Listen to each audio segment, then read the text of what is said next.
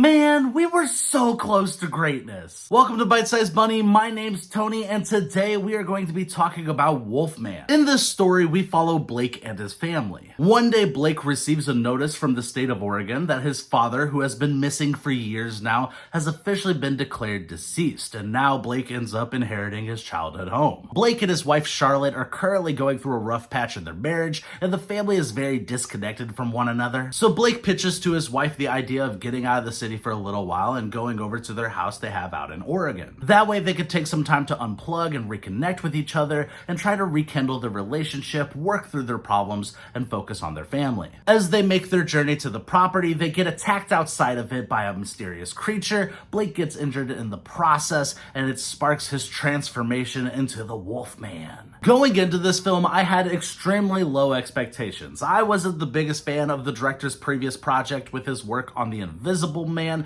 so with this movie, I was expecting kind of more of the same. After watching it, I'm really conflicted because on one hand, it exceeded my expectations and there are elements that I really loved. On the other hand, it unfortunately still ends up being another swing and a miss. For the first half of this movie, I was all in. I was even surprised by how much I was enjoying it. The family stuff is really well done. It's not over dramatized. It feels very authentic. I appreciate the fact that we were able to avoid the horror cliche of couples at a low point in their relationship and they hate each other, but by the end of this adventure, they learn to love each other again after being put in a position where they realize they don't want to lose each other. They're actually talking to each other and communicating. It's kind of refreshing. And when you do get to the werewolf attack and things hit the fan, it starts out really strong. There's some really good tension building and the film seems to be headed in a certain direction I was all for. But then we get to the transformation process and the film kind of falls apart for me and never recovers. There's some creative decisions that are made that really didn't work for me. I feel like they end up showing too much in this movie and I wish they left more open for interpretation. They really needed to follow the golden rule of show don't tell. Sometimes they do that and that stuff's great. But it kind of feels like they weren't confident in getting their point across for what was going on at times,